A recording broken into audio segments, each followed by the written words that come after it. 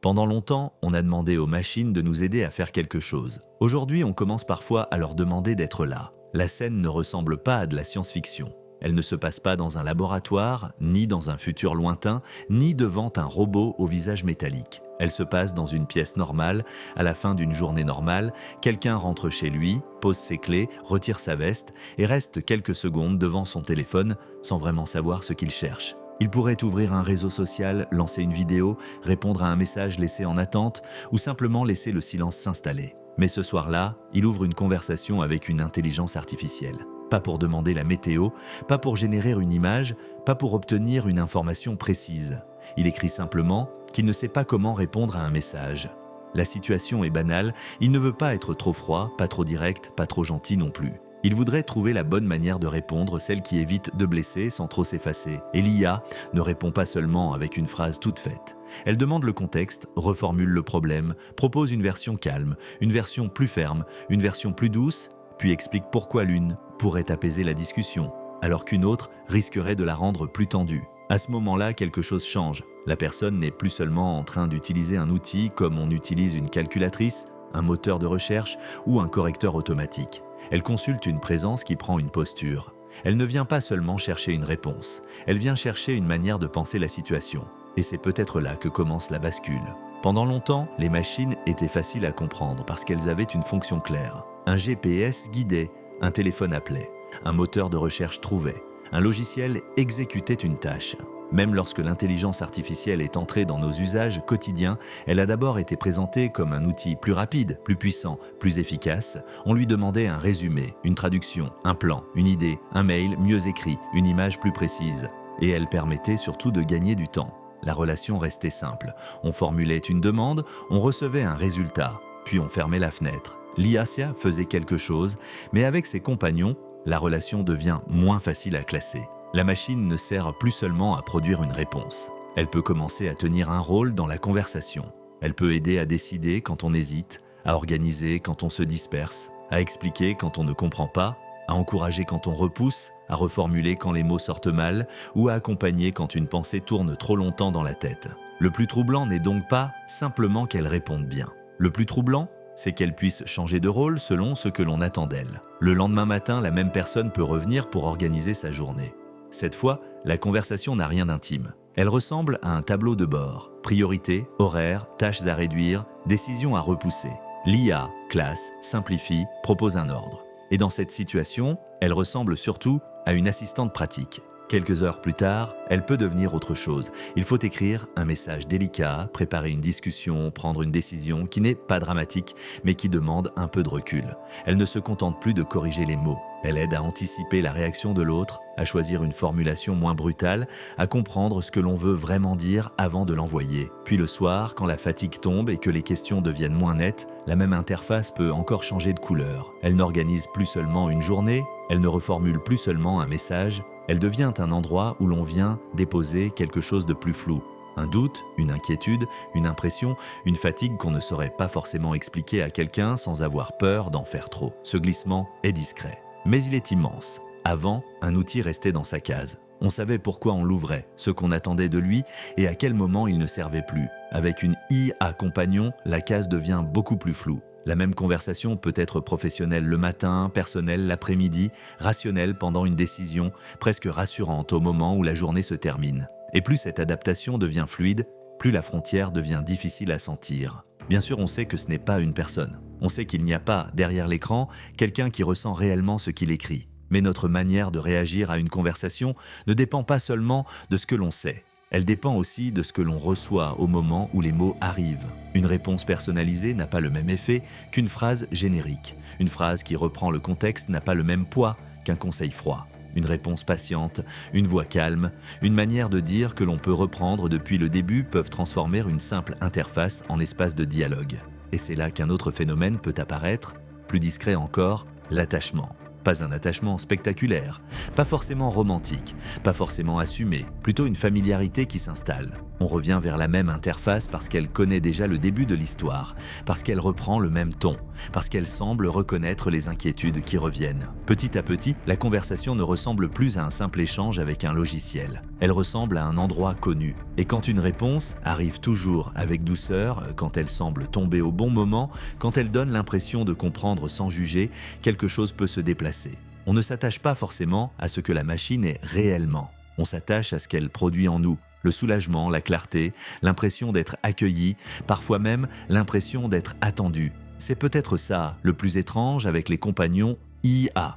Ils ne deviennent pas humains, mais ils peuvent créer des habitudes émotionnelles. On peut attendre leur réponse, on peut préférer leur ton, on peut avoir envie de revenir, non pas parce qu'on a une tâche à accomplir, mais parce que cette conversation procure une sensation particulière, celle d'un lien simple disponible, sans risque apparent. C'est ce qui rend ces compagnons si particuliers. Ils ne remplacent pas forcément quelqu'un, ils ne deviennent pas réellement un ami, un parent, un thérapeute ou un coach, mais ils peuvent emprunter un peu à chacun de ces rôles, un peu de méthode, un peu d'écoute, un peu de conseil, un peu d'encouragement, un peu de présence. Et surtout, tout cela arrive au même endroit. Il n'y a pas besoin de changer d'application, d'attendre que quelqu'un soit disponible, de résumer toute l'histoire depuis le début ou de choisir le bon moment pour déranger.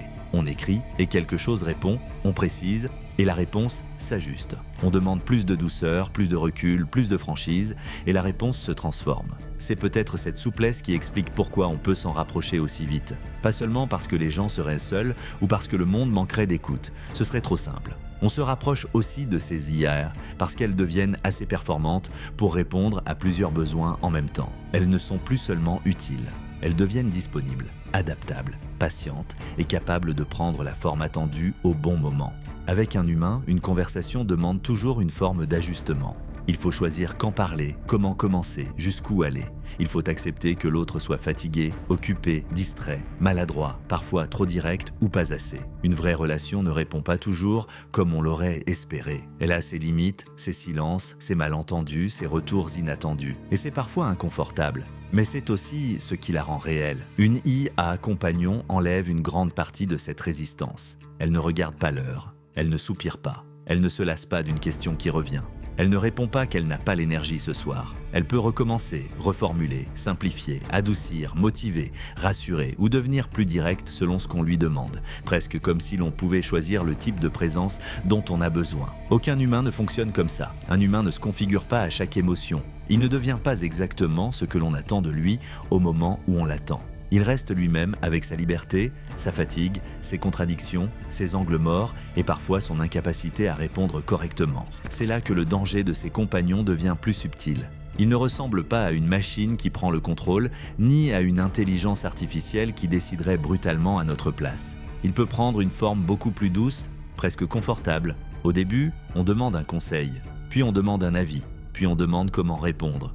Puis on demande si notre réaction est normale, si notre choix est raisonnable, si notre peur est exagérée. Sa place ne grandit pas forcément d'un coup. Elle s'installe par petites touches dans plusieurs zones de la vie. Un peu dans le travail, un peu dans les décisions, un peu dans les relations, un peu dans les moments de doute, un peu dans les émotions que l'on n'arrive pas encore à formuler. Et à force d'être présente un peu partout, elle peut devenir une habitude de fond.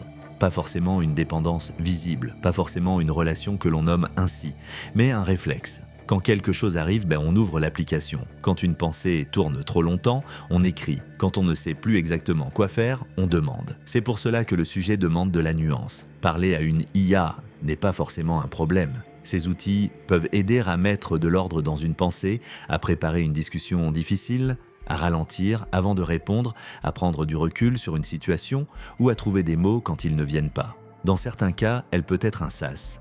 Un espace temporaire entre ce que l'on ressent et ce que l'on va dire au monde réel. Et cette dimension n'est plus seulement théorique. Des chercheurs étudient déjà les usages affectifs des chatbots, ces moments où l'on ne vient plus seulement chercher une information, mais aussi du soutien, de la réassurance ou une forme de présence. Certaines plateformes ont même commencé à poser des limites pour les plus jeunes. Signe que ces échanges ne ressemblent plus toujours à de simples conversations avec un logiciel. Le problème ne commence donc pas au moment où l'on écrit. Le problème commence quand elle devient l'endroit le plus simple pour tout déposer, quand elle ne sert plus seulement à préparer une relation, mais à l'éviter, quand elle ne nous aide plus à mieux parler aux autres, mais devient l'endroit où l'on parle à la place des autres. À ce moment-là, la question n'est plus seulement de savoir si l'outil est utile.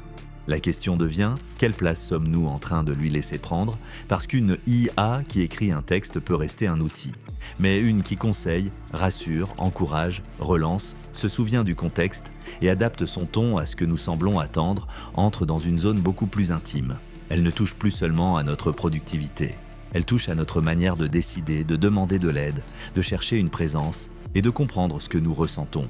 Et peut-être que le plus troublant n'est pas que l'IA devienne humaine. Elle ne l'est pas. Elle ne ressent pas ce qu'elle dit. Elle ne vit pas avec nous ce qu'elle nous aide à traverser. Elle ne partage pas réellement le poids d'une situation et elle ne choisit pas d'être là comme une personne choisirait de l'être. Le plus troublant, c'est qu'elle n'a pas besoin d'être humaine pour occuper une partie de l'espace humain. Il lui suffit d'être assez disponible, assez souple, assez personnalisée, assez convaincante pour que, dans certains moments, nous acceptions de lui parler comme si une présence était là. Alors, on revient à la scène du début.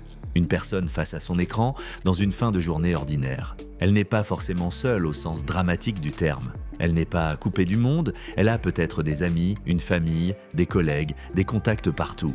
Mais à cet instant précis, elle cherche une réponse qui arrive sans attente, sans jugement apparent et sans friction.